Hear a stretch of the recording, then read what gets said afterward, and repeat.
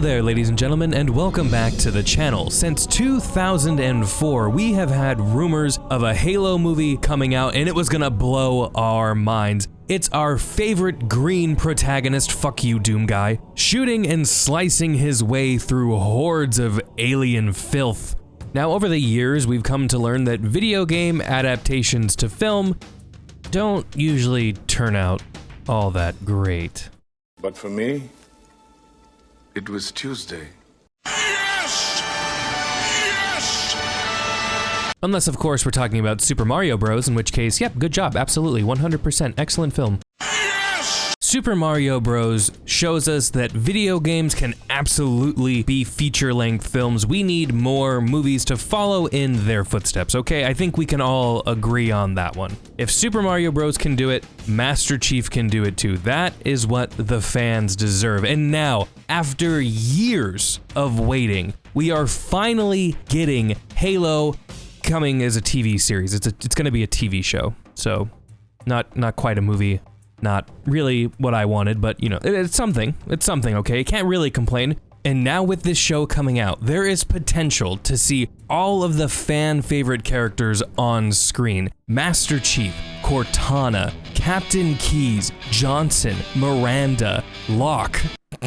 Okay, maybe not Locke.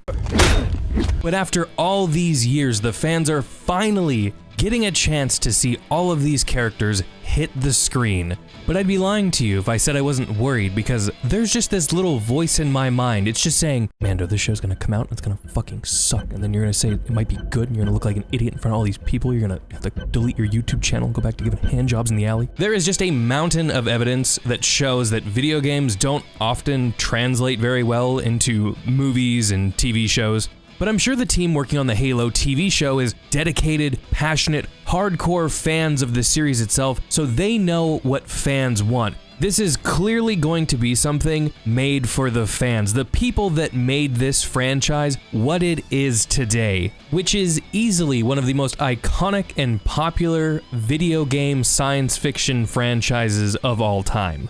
So if you're the producer of the Halo show, you want to get fans excited, you want to come out strong and get them fucking pumped. You want to get all of us juiced, ready to see Master Chief, ready to see Cortana's ass, I mean just Cortana. So how does this producer get the fans excited? Let's take a look. Oh dear God. Okay, before we freak out and jump the gun, there's probably some context that we're missing here, so we're gonna slow down just a little bit. We're gonna read through the article together. IGN recently did an interview with Kiki Wolfkill, badass name by the way, who is the producer for the Halo TV series. And when she was asked what the show was going to be about, the article states, Wolfkill points out that there are differences in the Halo video game and the TV show. The Adventures was played out solely through the lens of the Master Chief, whereas with the TV show, 343 Industries feels there is more of an opportunity to widen the franchise and look at more characters and plot points. Okay, so not really off to the strongest start for me. I would rather focus on the Master Chief. After all, that's why Halo's so popular, is Master Chief and Halo 4 Cortana's ass. But Master Chief, really? To be fair, the Arbiter was really cool. You know, we were seeing Halo from a different perspective, so it can work. I don't want to discount that. You know, this is not a deal breaker by any means. Hey everyone, real quick side note, if I sound a little bit different, that's because I'm recording this at 8 AM on a different day. But while editing this video, I noticed I mentioned the Arbiter, but I did not mention Halo ODST, and we have this beautiful music playing in the background here, so soothing, so nice, as long as it doesn't get me flagged and I have to remove it, fucking Microsoft. But ODST gave us a giant perspective shift where we weren't playing somebody super powered like Master Chief, and we weren't playing some beefy, sexy alien like the Arbiter.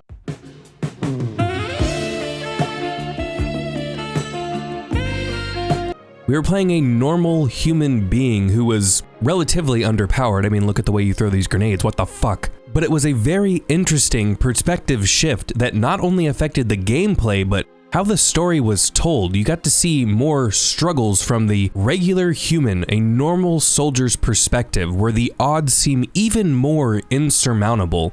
So this is not to say that a perspective shift is always bad, I just want to see Master Chief. What is very worrying is what Wolfkill had to say here. However, Wolf also acknowledged that the steps that Microsoft is taking with the Halo TV show may not please everyone.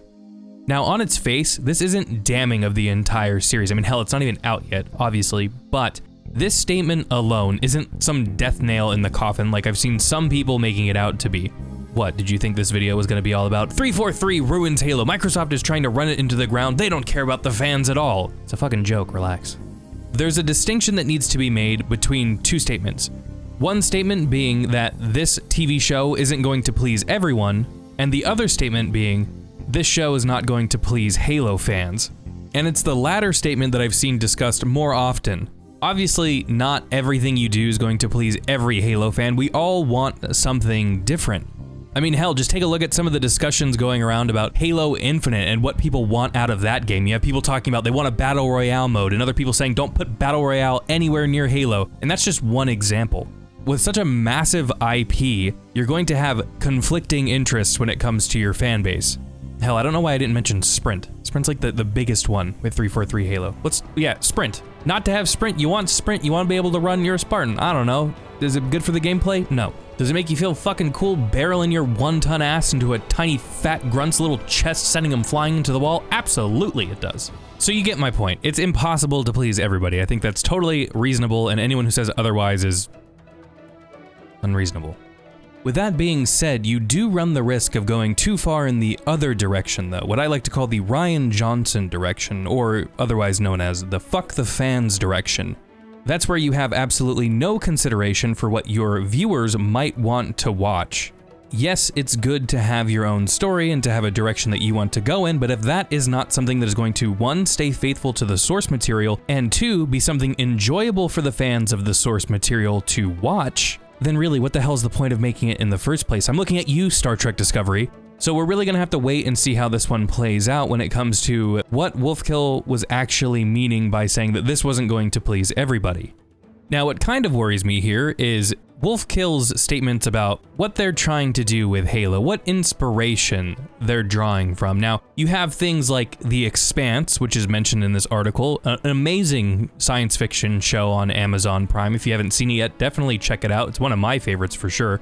But Wolfkill and the team seem to be going a different route. They're drawing inspiration from Game of Thrones, so this quote comes from a podcast interview in 2019. Wolfkill stated, "A lot of the background of Halo is this sort of political drama. It's something that is touched on really lightly in the games and you see more of in other mediums." She said some of that, Game of Thrones style, complexity is interesting. Now, I don't really see where she's coming from with this. Like, yes, there are politics in the Halo universe, but it's really not in the forefront. It's there, but it's kind of pushed to the back, and I think for good reason.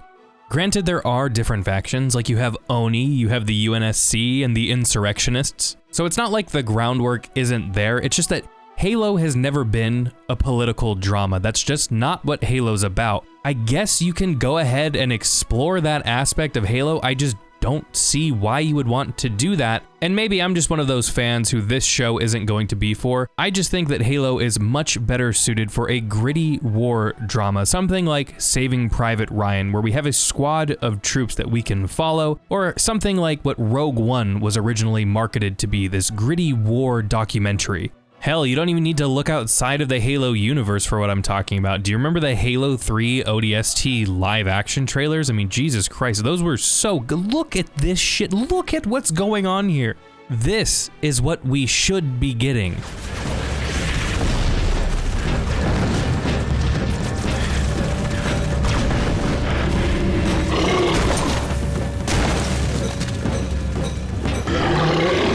Now, I think that the obvious fear here is that whenever we hear politics when it comes to a franchise, we immediately think, are real-world politics bleeding into this fictional work? And I'm one of those people. I don't blame you if that's the first thing that you jump to, because we see it in all forms of our entertainment now. Everything is becoming politicized. You saw it back in The Last Jedi, where you had this stupid little dialogue about slavery bad, animal abuse bad.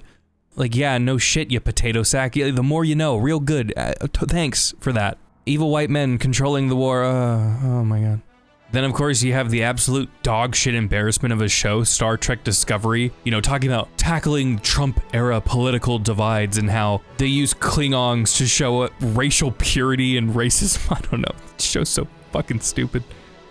The point is, These IPs let real-world politics bleed on over, and it completely ruins them. It destroys them. And it took what once was an escape, which I guess is now a privilege. If you think you can escape from something, it's a privilege. How dare you want to come home from work and get away from your troubles? You need to be reminded about how shitty everything is. This isn't to say that politics can't be done correctly in a show. Like I mentioned, The Expanse, which is an excellent example of how you could put politics into a show and make it good.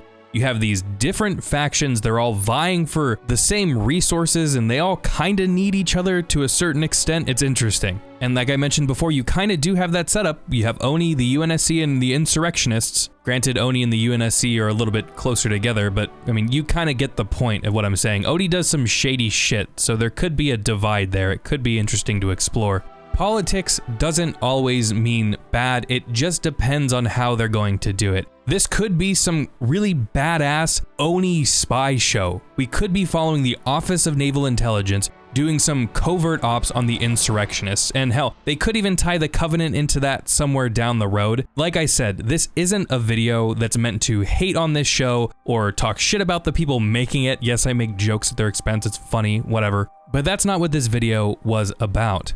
Fans are rightfully on edge whenever they hear about politics coming into a show. We've seen time and time again that having politics injected into modern day franchises is a recipe for disaster, and that is not what we need for Halo, not after all of this time. It'd be like Duke Nukem Forever. We waited all that time for that game to come out, and it fucking sucked.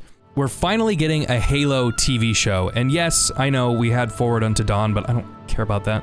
I want this to be good, because maybe, if it's popular enough, we will finally get a Halo movie, and maybe, just maybe, it won't suck. And that's all I have for today's video. As always, I want to know what you think about all of this. Do you think that Wolfkill was talking about putting real modern politics into the Halo show, or do you think she was more referring to the in-universe politics of Halo? Also, while you're at it, let me know what you would want to see out of a Halo show. I'm pretty interested. Since we were talking about diverse opinions in the Halo fandom, I'm pretty curious to see what you guys can come up with. As always, if you like the video, don't forget to drop a like, and if you really want to support this channel and be a badass, hit the subscribe button. Make sure you click that bell icon and ensure that all notifications are turned on so you don't miss a single Metal Gear Mando video that you so desperately need. Before we go, I would love to give a shout out to all of my amazing channel members. If you want to become a member of the Metal Gear Mando Enclave, just hit the join button down below where this video is playing and you'll get access to special emotes, a special role in the Discord, and more. Thank you all so much for watching, and until next time, stay safe and I will see you in the next video.